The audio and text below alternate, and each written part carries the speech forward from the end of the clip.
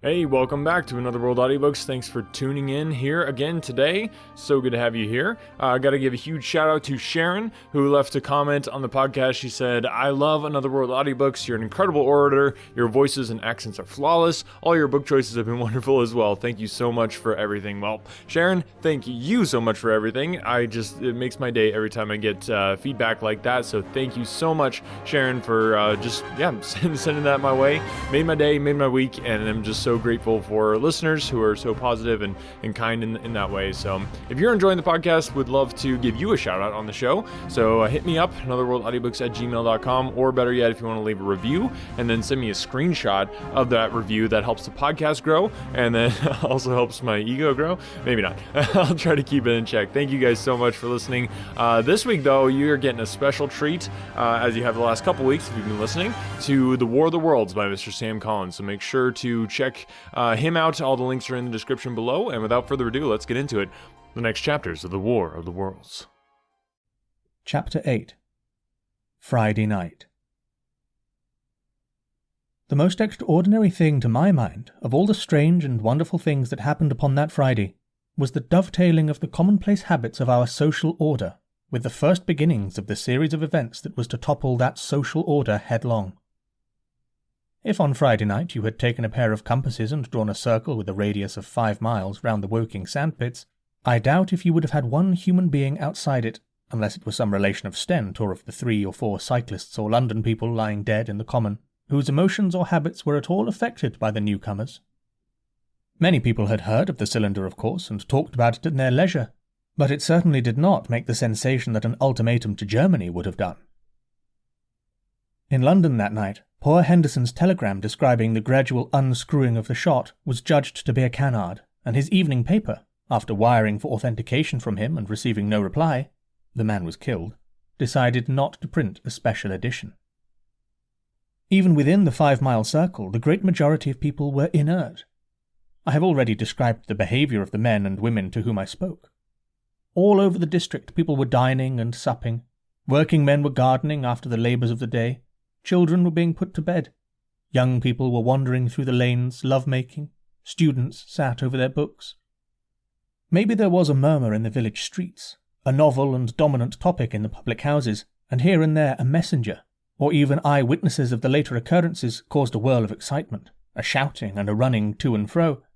But for the most part the daily routine of working, eating, drinking, sleeping, went on as it had done for countless years, as though no planet Mars existed in the sky. Even at Woking Station and Horsell and Chobham that was the case.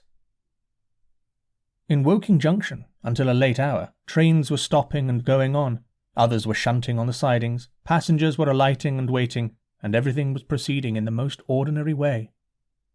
A boy from the town, trenching on Smith's Monopoly, was selling papers with the afternoon's news. The ringing impact of trucks, the sharp whistles of the engines from the junction, mingled with their shouts of "Men from Mars!" Excited men came into the station about 9 o'clock with incredible tidings and caused no more disturbance than drunkards might have done. People rattling Londonwards peered into the darkness outside the carriage windows and saw only a rare, flickering, vanishing spark dance up from the direction of Horsell. A red glow and a thin veil of smoke driving across the stars, and thought that nothing more serious than a heath fire was happening. It was only round the edge of the common that any disturbance was perceptible. There were 6 villas burning on the Woking border. There were lights in all the houses on the common side of the 3 villages, and the people there kept awake till dawn. A curious crowd lingered restlessly, people coming and going, but the crowd remaining, both on the Chobham and Horsell bridges. 1 or 2 adventurous souls, it was afterwards found, went into the darkness and crawled quite near the Martians, but they never returned, for now and again a light ray, like the beam of a warship's searchlight, swept the common, and the heat ray was ready to follow. Save for such, that big area of common was silent and desolate, and the charred bodies lay about on it all night under the stars, and all the next day. A noise of hammering from the pit was heard by many people. So you have the state of things on Friday night. In the centre, sticking into the skin of our old planet Earth like a poisoned dart, was this cylinder. But the poison was scarcely working yet. Around it was a patch of silent common, smouldering in places, and with a few dark, dimly seen objects lying in contorted attitudes here and there. Here and there was a burning bush or tree. Beyond was a fringe of excitement, and farther than that fringe the inflammation had not crept as yet. In the rest of the world the stream of life still flowed as it had flowed for immemorial years. The fever of war that would presently clog vein and artery, deaden nerve and destroy brain, had still to develop. All night long the Martians were hammering and stirring, sleepless, indefatigable, at work upon the machines they were making ready, and ever and again a puff of greenish-white smoke whirled up to the starlit sky. About 11, a company of soldiers came through Horsell and deployed along the edge of the common to form a cordon. Later, a second company marched through Chobham to deploy on the north side of the common. Several officers from Inkerman Barracks had been on the common earlier in the day, and one, Major Eden, was reported to be missing. The colonel of the regiment came to the Chobham Bridge and was busy questioning the crowd at midnight. The military authorities were certainly alive to the seriousness of the business.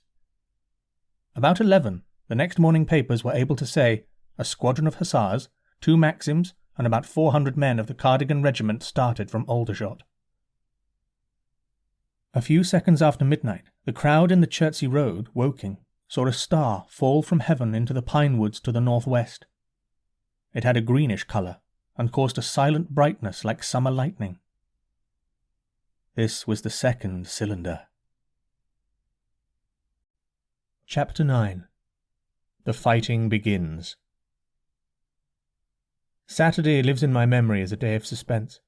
It was a day of lassitude too, hot and close, with, I am told, a rapidly fluctuating barometer. I had slept but little, though my wife had succeeded in sleeping, and I rose early. I went into my garden before breakfast and stood listening, but towards the common there was nothing stirring but a lark. The milkman came as usual. I heard the rattle of his chariot, and I went round to the side gate to ask the latest news. He told me that during the night the Martians had been surrounded by troops, and that guns were expected. Then, a familiar reassuring note, I heard a train running towards Woking. "They aren't to be killed," said the milkman, "if that can possibly be avoided." I saw my neighbour gardening, chatted with him for a time, and then strolled in to breakfast. It was a most unexceptional morning. My neighbour was of opinion that the troops would be able to capture or to destroy the Martians during the day. "It's a pity they make themselves so unapproachable," he said. "It would be curious to know how they live on another planet. We might learn a thing or two." He came up to the fence and extended a handful of strawberries, for his gardening was as generous as it was enthusiastic. At the same time he told me of the burning of the pine woods about the Byfleet golf links. "They say," said he, "that there's another of those blessed things fallen there, number 2. But one's enough, surely. This'll cost the insurance people a pretty penny before everything's settled, ha ha!" He laughed with an air of the greatest good humour as he said this. The woods, he said, were still burning, and pointed out a haze of smoke to me. "They will be hot underfoot for days on account of the thick soil of pine needles and turf," he said, and then grew serious over poor Ogilvy.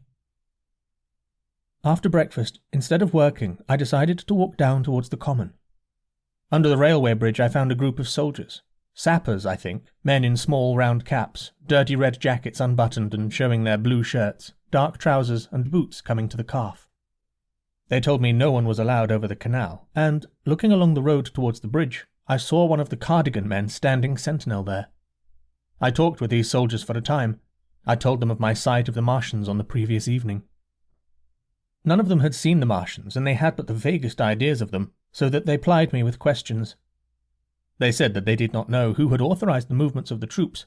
Their idea was that a dispute had arisen at the Horse Guards.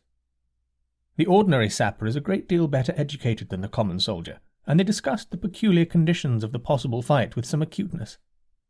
I described the heat ray to them, and they began to argue among themselves. "Crawl up under cover and rush 'em, I say," said one. "Get out," said another. "What's cover against this here heat? Sticks to cook you. What we got to do is get as near as the ground will let us, and then drive a trench." "Blow your trenches, you always want trenches. You ought to have been born a rabbit, Snippy." "Ain't they got any necks then?" said a third abruptly, a little contemplative dark man smoking a pipe. I repeated my description. "Octopuses," said he. "That's what I calls 'em. Talk about fishers of men. Fighters of fish it is this time." "It ain't no murder killing beasts like that," said the first speaker. "Why not shell the darn thing, straight off and finish 'em?" said the little dark man. "You can't tell what they might do." "Where's your shells?" said the first speaker. "There ain't no time. Do it in a rush, that's my tip, and do it at once." So they discussed it. After a while I left them and went on to the railway station to get as many morning papers as I could. But I will not weary the reader with a description of that long morning and of the longer afternoon. I did not succeed in getting a glimpse of the common, for even Horsell and Chobham church towers were in the hands of the military authorities. The soldiers I addressed didn't know anything. The officers were mysterious as well as busy. I found people in the town quite secure again in the presence of the military, and I heard for the first time from Marshall, the tobacconist, that his son was among the dead on the common. The soldiers had made the people on the outskirts of Horsell lock up and leave their houses. I got back to lunch about 2, very tired for, as I have said, the day was extremely hot and dull, and in order to refresh myself, I took a cold bath in the afternoon. About 4:30 I went up to the railway station to get an evening paper, for the morning papers had contained only a very inaccurate description of the killing of Stent, Henderson, Ogilvy and the others. But there was very little I didn't know. The Martians did not show an inch of themselves. They seemed busy in their pit, and there was a sound of hammering and an almost continuous streamer of smoke. Apparently they were busy getting ready for a struggle. "Fresh attempts have been made to signal, but without success," was the stereotyped formula of the papers. A sapper told me it was done by a man in a ditch with a flag on a long pole. The Martians took as much notice of such advances as we should of the lowing of a cow. I must confess, the sight of all this armament, all this preparation, greatly excited me. My imagination became belligerent and defeated the invaders in a dozen striking ways. Something of my schoolboy dreams of battle and heroism came back. It hardly seemed a fair fight to me at that time. They seemed very helpless in that pit of theirs. About 3 o'clock there began the thud of a gun at measured intervals from Chertsey or Addlestone. I learned that the smouldering pine wood into which the second cylinder had fallen was being shelled, in the hope of destroying that object before it opened. It was only about 5, however, that a field gun reached Chobham for use against the first body of Martians. About 6 in the evening, as I sat at tea with my wife in the summer-house talking vigorously about the battle that was lowering upon us, I heard a muffled detonation from the common, and immediately after a gust of firing. Close on the heels of that came a violent rattling crash quite close to us that shook the ground, and staring out upon the lawn, I saw the tops of the trees about the Oriental College burst into smoky red flame, and the tower of the little church beside it slid down into ruin. The pinnacle of the mosque had vanished, and the roof line of the college itself looked as if a 100-ton gun had been at work upon it. One of our chimneys cracked as if a shot had hit it, flew, and a piece of it came clattering down the tiles and made a heap of broken red fragments upon the flower-bed by my study window. I and my wife stood amazed. Then I realized that the crest of Maybury Hill must be within range of the Martians' heat ray now that the college was cleared out of the way. At that I gripped my wife's arm and without ceremony ran her out into the road. Then I fetched out the servant, telling her I would go upstairs myself for the box she was clamouring for. "We can't possibly stay here," I said, and as I spoke the firing reopened for a moment upon the common. "But where are we to go?" said my wife in terror. I thought, perplexed. Then I remembered her cousins at Leatherhead. "Leatherhead!" I shouted above the sudden noise. She looked away from me downhill. There were people coming out of their houses, astonished. "How are we to get to Leatherhead?" she said. Down the hill I saw a bevy of hussars ride under the railway bridge. 3 galloped through the open gates of the Oriental College. 2 others dismounted and began running from house to house. The sun, shining through the smoke that drove up from the tops of the trees, seemed blood-red and threw an unfamiliar lurid light upon everything. "Stop here," said I. "You are safe here."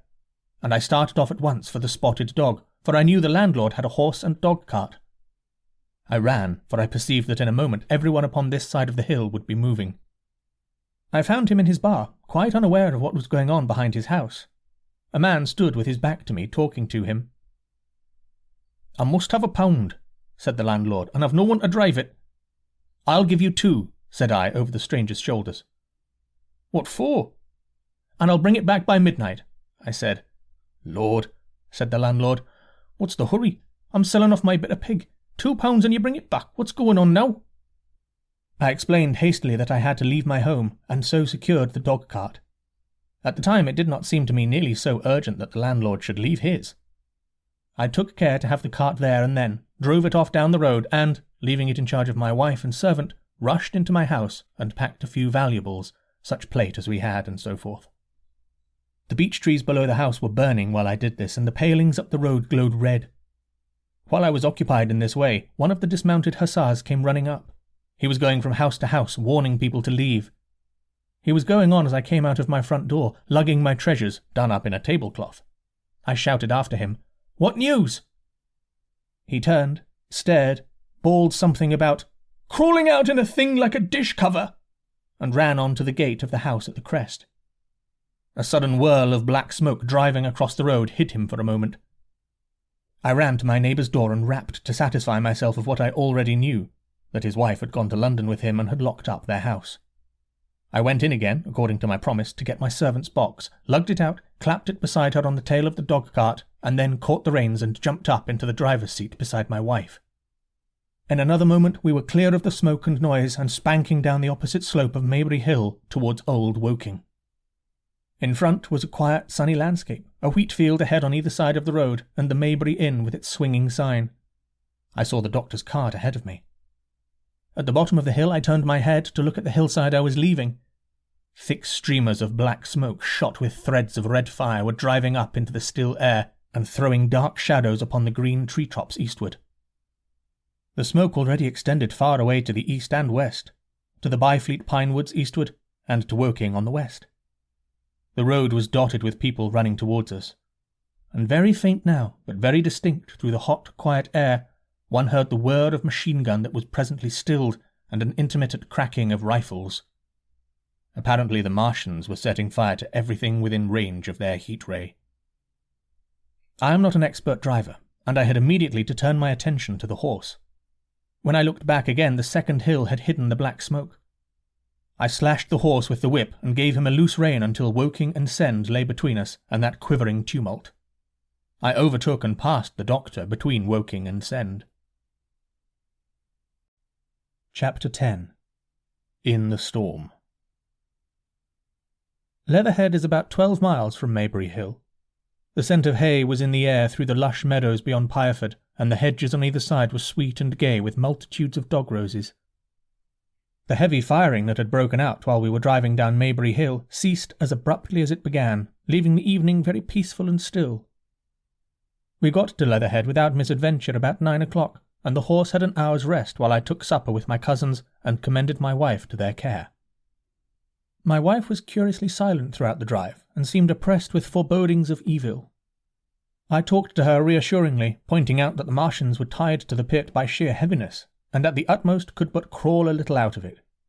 But she answered only in monosyllables. Had it not been for my promise to the innkeeper, she would, I think, have urged me to stay in Leatherhead that night. Would that I had.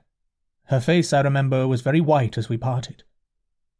For my own part, I had been feverishly excited all day. Something very like the war fever that occasionally runs through a civilized community had got into my blood, and in my heart I was not so very sorry that I had to return to Maybury that night. I was even afraid that that last fusillade I had heard might mean the extermination of our invaders from Mars. I can best express my state of mind by saying that I wanted to be in at the death. It was nearly 11 when I started to return. The night was unexpectedly dark. To me, walking out of the lighted passage of my cousin's house, it seemed indeed black, and it was as hot and close as the day. Overhead the clouds were driving fast, albeit not a breath stirred the shrubs about us. My cousin's man lit both lamps. Happily I knew the road intimately. My wife stood in the light of the doorway and watched me until I jumped up into the dog-cart. Then abruptly she turned and went in, leaving my cousins side by side, wishing me good hap. I was a little depressed at first with the contagion of my wife's fears, but very soon my thoughts reverted to the Martians. At that time I was absolutely in the dark as to the course of the evening's fighting. I did not know even the circumstances that had precipitated the conflict. As I came through Ockham, for that was the way I returned and not through Send and Old Woking, I saw along the western horizon a blood-red glow, which as I drew nearer crept slowly up the sky. The driving clouds of the gathering thunderstorm mingled there with masses of black and red smoke. Ripley Street was deserted, and except for a lighted window or so, the village showed not a sign of life. But I narrowly escaped an accident at the corner of the road to Pireford, where a knot of people stood with their backs to me. They said nothing to me as I passed. I do not know what they knew of the things happening beyond the hill, nor do I know if the silent houses I passed on my way were sleeping securely, or deserted and empty, or harassed and watching against the terror of the night. From Ripley until I came through Pireford, I was in the valley of the Wey, and the red glare was hidden from me. As I ascended the little hill beyond Pireford Church, the glare came into view again, and the trees about me shivered with the first intimation of the storm that was upon me.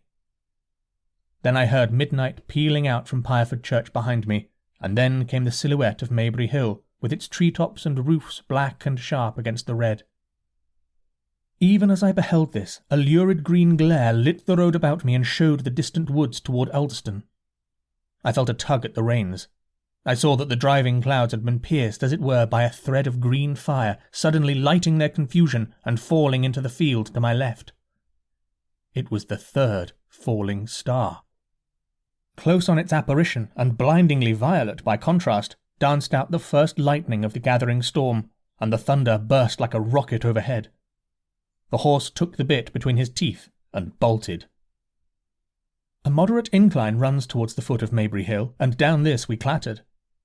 Once the lightning had begun, it went on in as rapid a succession of flashes as I have ever seen. The thunderclaps, treading one on the heels of another and with a strange crackling accompaniment, sounded more like the working of a gigantic electric machine than the usual detonating reverberations. The flickering light was blinding and confusing, and a thin hail smote gustily at my face as I drove down the slope. At first I regarded little but the road before me, and then abruptly my attention was arrested by something that was moving rapidly down the opposite slope of Maybury Hill. At first I took it for the wet roof of a house, but one flash following another showed it to be in swift rolling movement. It was an elusive vision. A moment of bewildering darkness, and then, in a flash like daylight, the red masses of the orphanage near the crest of the hill, the green tops of the pine trees, and then this problematical object came out clear and sharp and bright. And this thing I saw, how can I describe it? A monstrous tripod higher than many houses, striding over the young pine trees and smashing them aside in its career. A walking engine of glittering metal, striding now across the heather, articulate ropes of steel dangling from it, and the clattering tumult of its passage mingling with the riot of the thunder. A flash, and it came out vividly, heeling over one way with 2 feet in the air to vanish and reappear almost instantly, as it seemed, with the next flash 100 yards nearer. Can you imagine a milking stool, tilted and bowled violently along the ground? That was the impression those instant flashes gave. But instead of a milking stool, imagine a great body of machinery on a tripod stand. Then suddenly the trees in the pinewood ahead of me were parted, as brittle reeds are parted by a man thrusting through them. They were snapped off and driven headlong, and a second huge tripod appeared, rushing as it seemed headlong towards me. And I was galloping hard to meet it. At the sight of the second monster, my nerve went altogether. Not stopping to look again, I wrenched the horse's head hard round to the right, and in another moment the dog-cart had heeled over upon the horse. The shafts smashed noisily, and I was flung sideways and fell heavily into a shallow pool of water. I crawled out almost immediately, and crouched, my feet still in the water, under a clump of firs. The horse lay motionless. His neck was broken, poor brute, and by the lightning flashes I saw the black bulk of the overturned dog-cart, and the silhouette of the wheel still spinning slowly. In another moment, the colossal mechanism went striding by me, and passed uphill towards Pireford. Seen nearer, the thing was incredibly strange, for it was no mere incessant machine driving on its way. Machine it was, with a ringing metallic pace and long, flexible, glittering tentacles, one of which gripped a young pine tree, swinging and rattling about its strange body.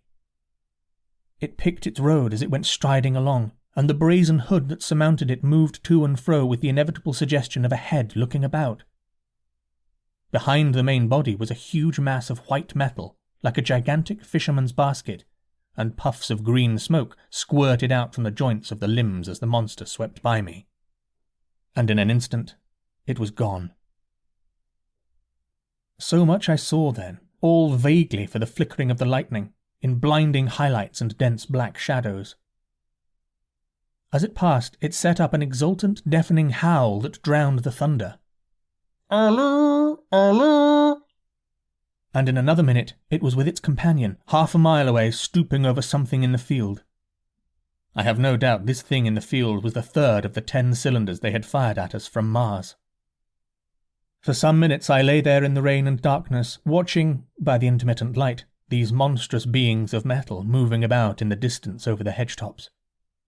A thin hail was now beginning, and as it came and went, their figures grew misty and then flashed into clearness again. Now and then came a gap in the lightning, and the night swallowed them up. I was soaked with hail above and puddle water below. It was some time before my blank astonishment would let me struggle up the bank to a drier position, or think at all of my imminent peril. Not far from me was a little one-roomed squatter's hut of wood, surrounded by a patch of potato garden. I struggled to my feet at last, and, crouching and making use of every chance of cover, I made a run for this.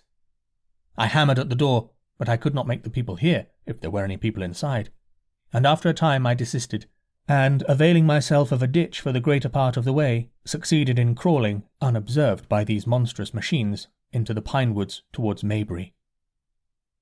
Under cover of this I pushed on, wet and shivering now, towards my own house. I walked among the trees, trying to find the footpath.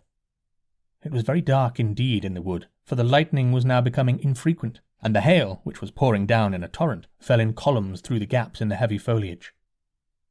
If I had fully realized the meaning of all the things I had seen, I should have immediately worked my way round through Byfleet to Street Cobham, and so gone back to rejoin my wife at Leatherhead. But that night the strangeness of things about me and my physical wretchedness prevented me, for I was bruised, weary, wet to the skin, deafened and blinded by the storm. I had a vague idea of going on to my own house, and that was as much a motive as I had.